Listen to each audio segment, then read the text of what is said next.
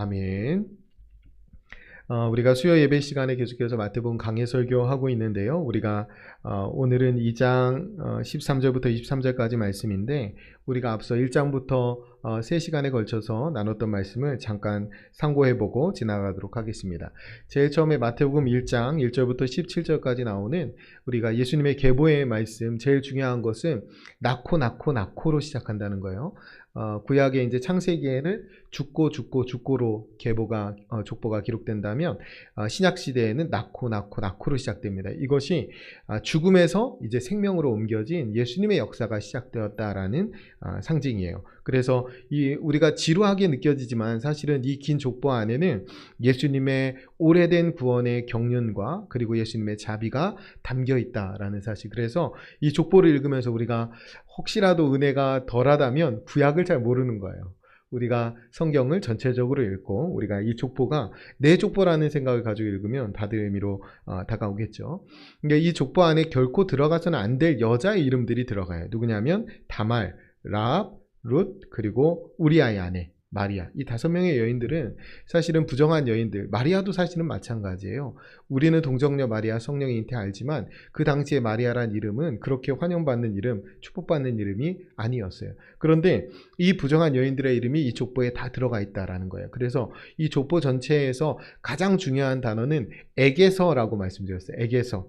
다말에게서, 라합에게서, 룻에게서, 우리아의 아내에게서, 마리아에게서. 그러니까 제일 중요한 말씀은 사실 16절이죠. 야곱은 마리아의 남편 요셉을 낳았으니 마리아에게서 그리스도라 칭하는 예수가 나시니라.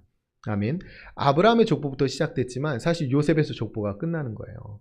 예수님의 족보는 누구로부터 시작해요? 마리아에게서 시작됩니다. 그러니까 사실 이 다윗의 족보는 요셉에서 끊기는 거예요. 그리고 끝나요. 그리고 우리가 이 족보에 어떻게 들어가요? 마리아에게서. 예수님이 어떻게 나셔요? 성령으로 잉태하셔서. 그래서 우리가 성령 안에서 거듭나기 때문에 예수와 피가 같아지는 것입니다. 그래서 예수님의 형제 자매가 되는 거예요. 그래서 이 족보 안으로 들어가게 됩니다. 그래서 우리가 죽으면 이 족보 제일 밑칸에 우리의 이름이 적히는 거예요. 그래서 이 족보가 우리의 족보이기 때문에 읽을 때마다 은혜가 되는 것입니다. 우리가 두 번째 시간에 마태복음 1장 18절부터 25절까지 예수님의 나심에 대한 이야기 말씀들 살펴보았는데 중요한 것은 두 가지예요. 예수님의 이름, 하나는 예수, 하나는 임마누엘. 예수는 그들을 죄에서 구원할 자라는 이름의 뜻이고 임마누엘은 하나님이 우리와 함께 하신다라는 뜻이에요. 그래서 정리하면 예수라는 이름 뜻은 대신 죽으러 오신 분, 그 다음에 임마누엘의 뜻은 함께 살러 오신 분. 대신 죽으러 오셨고 함께 살러 오셨고 이것이 예수님의 이름 속에 담겨 있는 거예요. 그러니까 자기 백성을 죄에서 구원하시고 자기 백성을 영원히 함께 살기 위해서 오신 분이 예수님이라는 거죠. 그 이름 속에 담겨 있어요. 그래서 신앙생활을 아주 단순하게 정리하면 우리와 함께 살러 오신 하나님을 모시고 하나님 나라를 향해서 살다가 하나님 나라에 들어가서 영원히 하나님과 함께 살게 되는 것입니다. 그래서 우리가 신앙생활에 제일 중요한 것은 하나님과 함께 하는 거예요.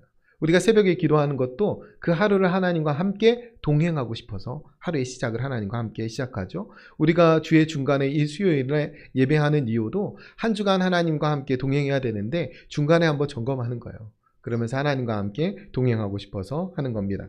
세 번째 시간에 우리가 마태복음 2장 1절부터 12절까지 동방박사 이야기를 보았어요. 동방박사 이야기에서는 극명하게 대조되는 무리가 이 동방박사들과 그 다음에 대제사장과 서기관들이에요.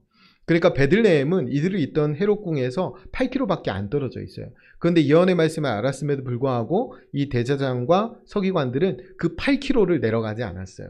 그런데 이 동방박사들은 지금 수천 킬로를 걸어와서 아기 예수님을 경배하러 왔죠. 그런데 문제는 뭐냐면 이들이 다 와서 잘 따라오다가 마지막에 속단하고 헤롯궁으로 들어간 게 잘못이에요. 그래서 오늘 본문에 나오는 두사리아의 유아학살 사건이 이 베들레헴에서 일어나게 되는데 그래서 오늘 말씀에서 중요한 거 동방박사 이야기에서 중요한 건 뭐냐면 말씀을 끝까지 따라가야 된다는 거예요. 우리가 주일에도 말씀드렸지만 우로나 좌로나 치우치지 않고 말씀을 붙들고 끝까지 전진해야 됩니다. 그것을 동방박사가 끝에 와서 실패했어요. 대제사장과 서기관들은 아예 가지도 않았고요. 우리가 말씀을 따라서 바른 길을 끝까지 가는 게 중요하다라고 말씀드렸고 그 길을 가는 점검은 뭐냐면 말씀을 따라가는 길은 언제나 생명과 평화, 정의와 공평, 긍휼, 자비, 사랑이 있는 길이에요. 그러니까 죽이는 길이 아니라 살리는 길로 가야 된다라는 거예요. 오늘도 그 이야기의 연속인데, 그래서 그 길을 가면 반드시 있어야 될 것 두 가지가 있어요. 뭐냐면 기쁨과 평안. 그러니까 그 길을 걸어가는 에너지가 기쁨이라고 했고, 그 길을 걸어갈 때 맺는 열매가 평안이라고 했습니다. 그래서 우리가 예배할 때마다 우리 안에 에너지가 채워지는데 그것은 기쁨이어야 해요. 하나님 예배 드릴 때, 찬양할 때, 기도할 때 우리 안에 기쁨이 샘솟아야 합니다. 그 기쁨으로 삶 가운데 우리가 살아갈 때 우리의 형편과 상황이 어떠하든지 간에 우리 삶 가운데 평안의 열매를 맺게 되어 있습니다. 그래서 말씀을 따라 걸어간다면 이 두 가지 기쁨과 평안이 있어야 돼요. 그런데 그러기 위해서 신앙생활에서 두 가지가 꼭 해야 되는데, 하나는 스스로 성령 안에서 기도하는 것, 그리고 하나는 스스로 성령 안에서 말씀을 읽는 것. 이 두 가지를 할 때 우리가 기쁨과 평안의 이 길을 흔들림 없이 걸어갈 수 있다라고 말씀드렸습니다. 오늘 이제 마태복음 2장 13절부터 23절까지 말씀인데요. 제가 제목을 나사렛 사람 예수 이렇게 정해봤어요. 나사렛 사람 예수, 이것이 오늘 본문에서 가장 중요한 건데, 예수님이 이제 이 헤롯 때문에 피신해요. 예수님의 부모가. 예수님 아기 예수님일 때 요셉과 마리아가 이 아기 예수님을 데리고 애굽으로, 이집트로 피신합니다. 그러다가 안전해졌다는 소식을 듣고 다시 이스라엘 땅으로 돌아와요. 그런데 돌아왔는데 여전히 위험하다라고 판단하고 무서워서 이제 갈릴리 나사렛으로 갑니다. 그래서 나사렛에서 살게 돼요. 이 일련의 과정을 오늘 기록하고 있는데, 오늘 본문에서 제일 중요한 말씀은 15절, 18절, 23절에 나오는 이루려 하심이라, 이루어졌느니라, 이루러 함이러라. 이 세 가지가 중요해요. 지금 이 유대, 그러니까 이 마태복음은 다른 복음서와 다르게 마태가 유대인을 대상으로 썼어요. 그래서 유대인들에게는 지금 약속의 말씀이 이루어진 것이 가장 중요해요. 근데 예수님의 이 일련의 사건을 보면서 이 말씀들이 다 이루어졌다라는 것을 드러내고 있어요. 이것이 제일 중요한 겁니다. 그러니까 하나님의 약속하신 그 구약의 말씀이 온전히 이루어졌다. 이것이 오늘 본문의 핵심이에요. 여러분, 애굽으로 피신한 것은 뭐냐면 호세아서 11장 1절 말씀, 이스라엘이 어렸을 때에 내가 사랑하여 내 아들을 애굽에서 불러냈거늘, 이 말씀, 호세아 11장 1절 말씀을 응하게 하기 위해서 예수님의 애굽으로 가셨다라는 거예요. 이게 어떤 거냐면, 이스라엘 백성의 구원 역사의 삶은 어떤 거냐면 애굽에서 출애굽해서 가나안으로 가는 삶입니다. 이 모세가 이렇게 이끌고 가잖아요. 그런데 그때마다 이스라엘들은 반역하고 불순종하면서 그 길을 제대로 가지 못했어요. 그래서 예수님이 다시 애굽으로 가셔서 새 모세의 역할을 감당하면서 이스라엘 백성들을 온전히 출애굽, 온전히 구원하시는 겁니다. 그 출애굽의 역사와 유월절의 역사를 예수님이 다시 이루기 위해서 애굽으로 가신 것을 이 성경의 말씀, 예언된 말씀을 이루셨다라는 뜻이에요. 이 피난이 그냥 단순한 피난이 아니라 애굽에서부터 이 구원의 역사를 시작하시는 분이라는 상징을 보여주기 위해서. 그러니까 진정한 출애굽을 완성하시는 분이 예수님이시다. 이것을 유대인들에게 지금 가르쳐 주시는 거예요. 유대인들에게는 이것이 엄청나게 큰 의미가 있습니다. 그런데 유대인의 입장에서 이것을 받아들이기가 너무나 어려운 거예요. 왜 그러냐면 예수님이 너무 초라하게 오셨기 때문에 그래요. 예수님이 왕으로 오셨어야 되는데 지금까지도 메시아 왕을 기다리고 있었고, 이 로마의 압제에서 우리를 건져주실 그 힘있는 왕을 기다렸는데 이 예수님이 그렇지가 못했다라는 거예요. 지금 도망치는 왕 아닙니까? 그리고 이 일로 인해서 베들레헴 이 지경에 있는 모든 이 유아들, 2살 아래의 사내 아이가 다 끔찍한 죽음을 당합니다. 이 모습을 봤을 때 그 끔찍한 사건 앞에서 유대인들은 당연히 말씀을 잃어버릴 수밖에 없어요. 이 약속의 말씀을 잃어버릴 수밖에 없었는데, 우리가 사실 유아학살의 정확한 의미를 알 수가 없죠. 왜 이런 일이 일어났는지 알 수가 없습니다. 물론 원인 제공자는 그 동방 박사들이 될 거예요. 뭐 대제사장과 서기관들도 아주 중요한 원인 제공자가 됐죠. 왜냐하면 헤롯에게 그것을 알려줬으니까. 근데 더 중요한 것은 이것이 말씀대로 이루어졌다라는 거예요. 예레미야 31장 15절에 여호와께서 이와 같이 말씀하시니라, 라마에서 슬퍼하며 통곡하는 소리가 들리니 라헬이 그 자식 때문에 애곡하는 것이라, 그 자식이 없어져서 위로받기를 거절하는도다. 아멘. 이게 베들레헴이에요. 베들레헴에서 이것이 이루어지는 이야기가 구약 예레미야에 예언되어 있고 이것이 오늘 이루어졌다라는 거예요. 우리가 상황이나 환경으로 인해서 어떤 것이 하나님의 뜻인지 우리는 사실 잘 알지 못합니다. 우리가 아픔을 겪거나 고통을 겪거나 이해할 수 없는 상황을 겪을 때 하나님은 온전히 우리가 뜻을 알 수가 없어요. 그러나 우리가 그런 상황들 때문에 우리 앞에 펼쳐지는 모습의 좋고 나쁨 때문에 하나님이 좌지우지 되신다면 그분은 영원하신 하나님이 아니에요. 우리가 그 하나님을 믿을 수 없죠. 그래서 우리는 오직 말씀에 계시된 하나님의 뜻을 따라 사는 사람들이 되어야 합니다.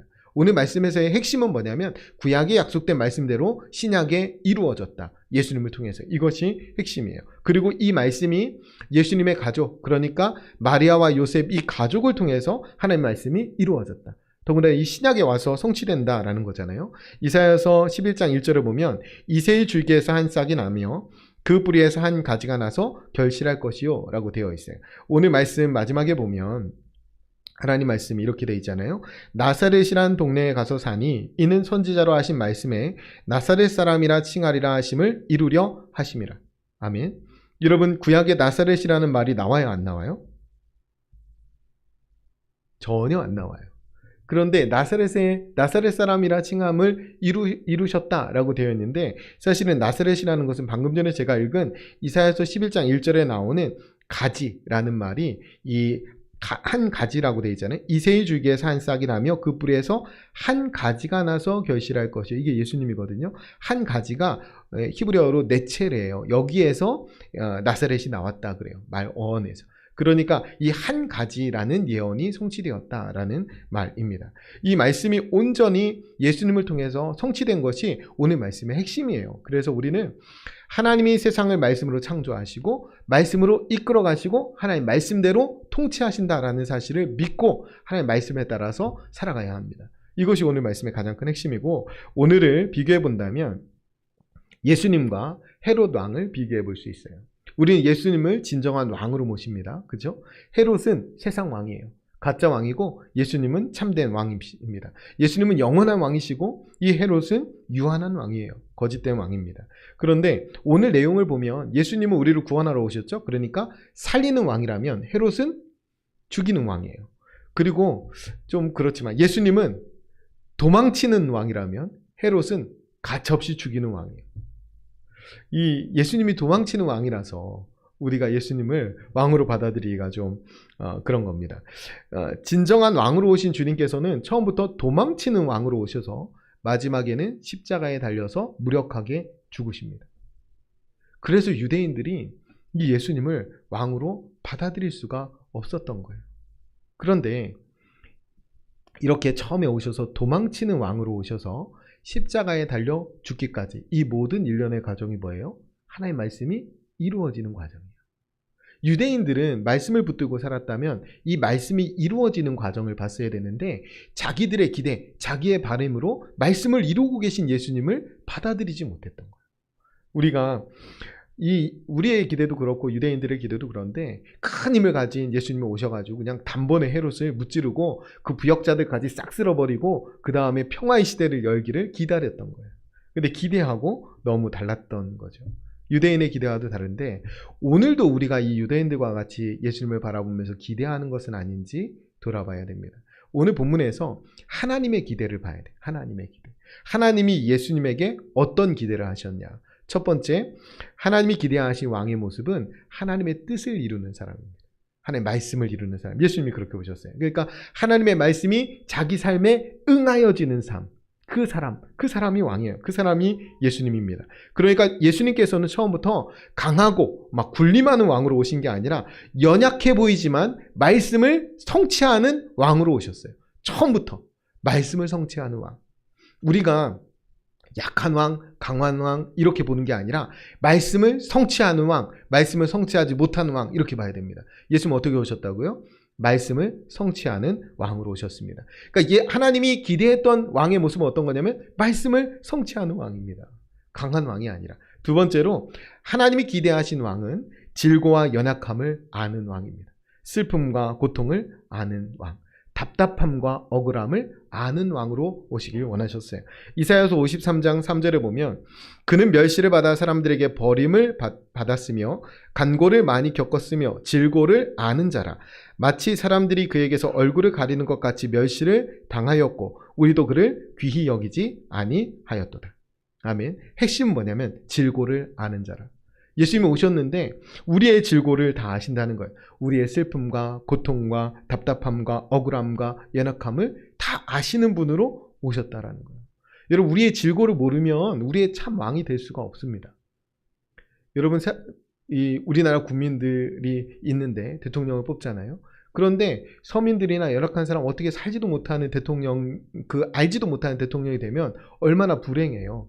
결국에는 국민들이 어떤 상황에 있는지, 연약함은 무엇인지, 겪고 있는 고통은 무엇인지 잘 아는 사람이 대통령이 됐을 때 나라가 더 평화롭고 번영합니다. 그리고 국민들도 행복하고. 똑같아요. 우리의 질고를 모르는 왕이 어떻게 참 왕이 될 수 있어요? 우리의 질고를 아는 왕으로 예수님이 오신 겁니다. 더더군다나 우리의 질고를 모른다면 왕도 될 수 없을 뿐더러 당연히 구원자도 될 수가 없죠. 우리의 질고를 알고 모든 질고를 감당해 주시는 구원자로 오셨기 때문에 하나님이 기대한 왕의 모습은 어떤 거냐면 이 질고를 왕의 아는 모습으로 오신 겁니다. 그래서 예수님은 이 질고를 알기 위해서 애굽으로 도망가셔야 됐어요. 그 애굽으로 다시 올라와야 됐고, 이스라엘 백성들이 출애굽하는 그 모든 일련의 과정을 예수님은 몸소 경험하셨습니다. 예수님이 공생애를 시작할 때 사단으로부터 유혹받고 시험 받으시잖아요. 우리가 인생을 살면서 겪는 모든 유혹과 시험을 예수님이 이미 당하셨고 이겨내셨습니다. 그래서 우리를 그 자리에서 건져내실 수 있는 거예요. 그런데 그걸 경험하지 못하면 알지 못하죠. 우리의 연약함을 주님은 아시고 우리를 긍휼히 여겨주시는 하나님이신 거예요. 그래서 예수님은 다시 돌아오셔서 유대 땅에 오셔서 나사렛이라는 촌동네에 사신 거예요. 강남에 살았다면 예수님이 강북의 사람을 잘 이해하지 못할 수 있는데 나사렛에 사셨어요. 요한복음 1장 46절에 보면 나다나엘이 뭐라고 말하냐면 나사렛에서 무슨 선한 것이 날 수 있느냐 이렇게 말해요. 이런 불경한 말을 예수님께 합니다. 근데 성경에 우리는 나사렛이라는 말이 익숙해요. 나사렛 예수 다 그렇게 기록되어 있으니까 이 말이 그냥 어감도 좋고 좋지만 이 당시에는 나사렛에는 도대체 메시아는 고사하고 그냥 괜찮은 사람도 날 수 없는 그런 동네인 거예요. 그런 동네 가서 예수님이 사신 거예요. 바울이 왜 예수님을 핍박했어요? 바울은 성경에 능통한 자였습니다. 사울이었을 때 말씀을 너무나 잘 알았어요. 그리고 사내들인 공회원이었어요. 그래서 그 말씀 지키는 거에 열심이었단 말이에요. 그런데 아무리 봐도 저 사람은 메시아일 리가 없었던 거예요. 그래서 그 사람 따르는 사람들은 이단이라고 생각하고 다 잡아 죽였던 거예요. 그래서 다메섹까지 쫓아가서 예수 믿는 사람 다 죽이려고 했던 거예요. 그런데 그때 예수님이 자기를 밝히실 때 뭐라고 하시는지 아세요? 네가 박해하는 예수다 이렇게 하시잖아요. 근데 네가 박해하는 나사렛 예수다 이렇게 말해요. 나사렛이라는 이름은 천한 이름이었어요. 그런데 예수님이 이 천한 이름으로 오셨다는 거예요. 너가 메시아가 아닐 거라고 속도 안 하고 그렇게 치부했던 나사렛 사람 나 예수다 이렇게 말하는 거예요. 예수님은 가장 천한 사람까지도 이해하시고 구원하시기 위해서 이렇게 나사렛에 오셨다라는 것입니다. 만약에 힘으로 헤롯을 처단해서 왕이 세워진다면 그 왕은 또 다른 헤롯일 뿐이에요. 헤롯을 힘으로 이겨놓고 또 왕이 세워진다면 그 사람은 또 다른 헤롯일 뿐이지 정말 평강의 왕으로 평화의 왕으로 오신 메시아일 수는 없습니다. 근데 너무나 감사하게도 예수님이 우리의 질고를 다 아시는 모습으로 우리에게 오셨다라는 거예요. 우리가 얼마나 약한지, 우리가 얼마나 시험에 잘 넘어지는지, 우리가 삶 가운데 육신을 잃고 얼마나 고통하며 살고 있는지, 때로 우리가 답답한 일, 억울한 일 당할 때, 우리가 누군가에게 쫓기는 삶을 살 때 누구보다도 잘 이해하신다는 거예요. 예수님께서 오셔서 한 번도 도망친 적도 없고 한 번도 생활고를 겪어보신 적도 없고 한 번도 노동해 본 적도 없고 걸음마도 배운 적 없고 말도 배운 적 없다면 우리를 못 이해하시죠.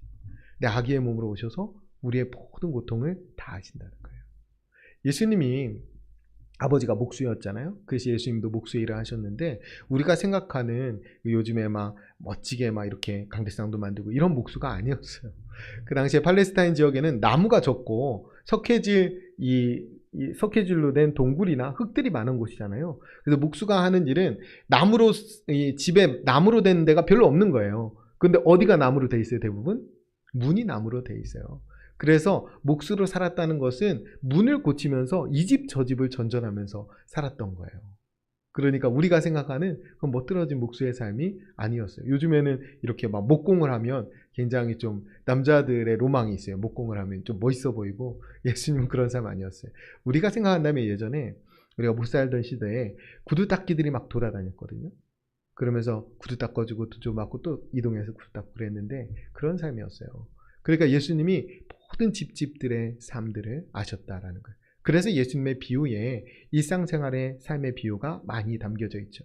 예수님이 그만큼 약하고 낮고 천하게 오셨기 때문에 우리의 모두를 알아주시고 이해해 주실 수 있는 모습으로 오셨다라는 것입니다. 이것이 얼마나 큰 은혜인지. 그래서 누구든지 예수님 안에서 참된 회복과 참된 구원과 참된 위로와 생명을 누리면서 살아갈 수 있게 된 겁니다.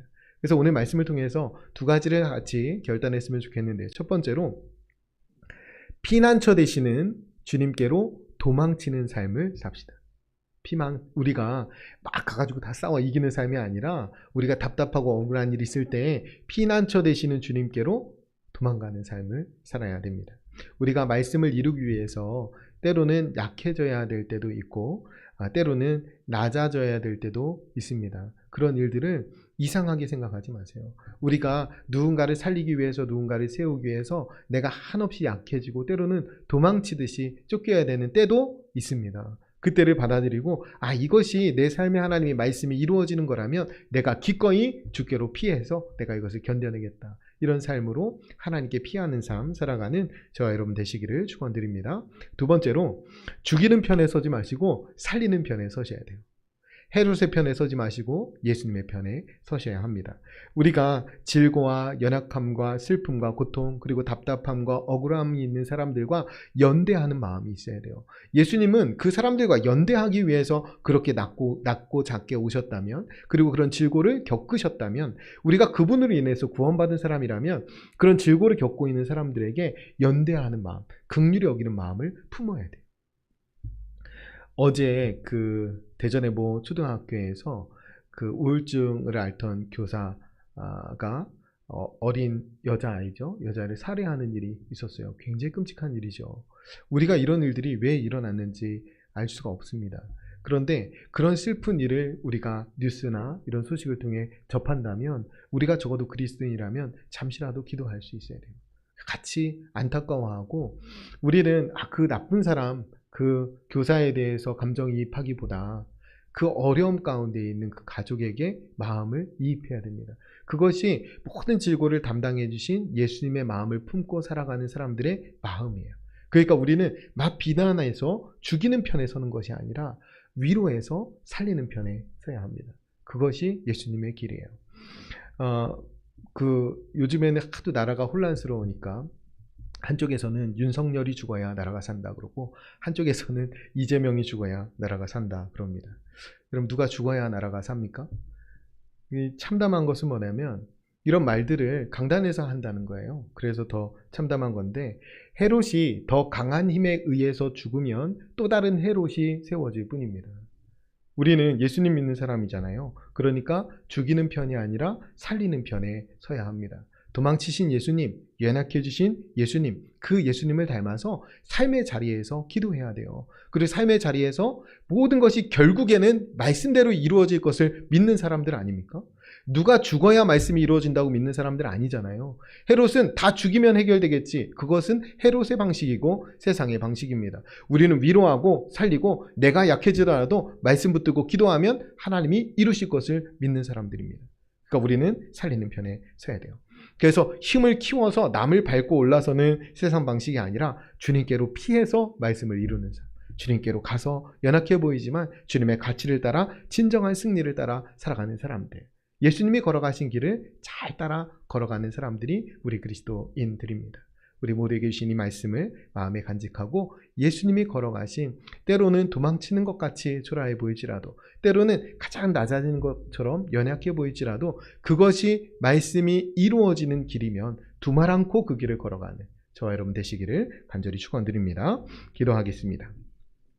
오늘 기도할 때 말씀을 기억하면서 말씀으로 창조하신 세상이 말씀대로 이루어짐을 믿고 피조물의 자리에서 말씀에 따라 순종하는 삶 살아가는 저희들이 되게 하여 주옵소서. 오직 말씀이신 주님을 붙잡고 말씀이신 주님과 동행하는 삶을 살게 해 주옵소서. 우리를 통하여 신약의 말씀이 성취되는 은혜를 허락해 주옵소서. 피난처 되시는 주님께 도망치는 삶을 살게 해 주옵소서. 죽이는 편이 아니라 살리는 편에 서게 하시고 우리를 통해 하나님의 말씀이 이루어지게 해 주옵소서. 우리 말씀을 결단하면서 함께 통성으로 기도하겠습니다. 기도합니다. 참 좋으신 아버지 하나님, 오늘도 마태복음 귀한 말씀을 통하여 우리에게 예수님의 길을 가르쳐 주시니 참 감사합니다. 하나님께서는 이 땅을 말씀으로 창조하시고 말씀대로 이루어 가시며 이끌어 가시는 참 좋은 하나님이신 줄을 믿습니다. 아버지 하나님, 우리도 말씀으로 창조된 주님의 피조물 들이오니 하나님 말씀대로 살아가는 믿음의 사람들이 되게 하여 주시옵소서. 하나님, 우리가 말씀이 이루어진다면 도망치듯 피하는 삶일지라도 그 삶을 따라 살아가는 믿음의 사람들이 되게 하여 주시옵소서. 말씀이신 주님과 동행하며 피난처 되시는 주님께 도망치는 삶을 살게 하시고 우리가 죽이는 편에 서는 것이 아니라 살리는 편에 서게 하여 주시옵소서. 남을 탓하는 자리에 서지 않게 하시고 남을 위로하고 세우고 사랑하는 자리에 서는 저희들 되게 하여 주시옵소서. 우리의 모든 질고를 아시게 우리 모두를 품어 구원하신 예수님의 사랑이 우리 가운데 있사오니 하나님, 우리도 만나는 모든 사람들 품어내게 하시고 사랑하게 하시고 위로하게 하시고 그들을 건져내는 자리까지 나아가는 믿음의 사람들이 되게 하여 주시옵소서. 거룩하신 아버지 하나님, 요셉의 가족을 통하여 또 예수님의 가족을 통하여 신약의 말씀이 이루어진 것처럼 하나님, 우리를 통하여 하나님 이 신약의 말씀이 온전히 이루어질 것을 믿습니다. 하나님, 우리 통하여 하나님 말씀이 이루어지는 복을 허락하여 주시고 우리가 이 땅 가운데 살아갈 때 예수님의 길을 온전히 따라가서 우리의 삶에 기쁨과 평안이 넘치게 도와주시고 그런 우리의 삶을 통하여 많은 사람들이 구원받는 은혜의 역사가 계속될 수 있도록 하나님 도와주시옵소서. 우리가 포기하지 아니하고 좌로나 우로나 치우치지 아니하고 예수님이 걸어가신 이 길을 온전히 따라 걸어가기를 소원하오니 하나님, 우리를 붙들어 주시고 선하게 이끌어 주시옵소서. 이 마태복음 귀한 말씀이 예수님의 길을 다시 한번 깊이 깨닫는 말씀이 되게 도와주시며 우리들 날마다 살리는 편에 위로하는 편에 긍휼을 베푸는 편에 서는 믿음의 백성들이 되게 하여 주시옵소서. 은혜로우신 아버지 하나님, 감사합니다. 오늘도 마태복음 생명의 말씀을 통하여 우리에게 예수님의 길을 가르쳐 주시니 감사합니다. 하나님, 우리가 우리 삶에 말씀이 이루어진다면 우리가 연약해지더라도 낮아지더라도 작아지더라도 초라해지더라도 그 길을 끝까지 걸어가는 믿음의 사람들이 되게 하여 주옵소서. 좌로나 우로나 치우치지 아니하고 오직 표대 되시는 주님을 따라 말씀을 붙들고 생명의 길을 걸어가는 저희들 되게 해주시고 저희들 죽이는 편이 아니라 살리는 편에 서서 위로하고 격려하며 주의 복음, 이 생명의 복음을 증거하고 나아가는 믿음의 사람들이 되게 하여 주옵소서.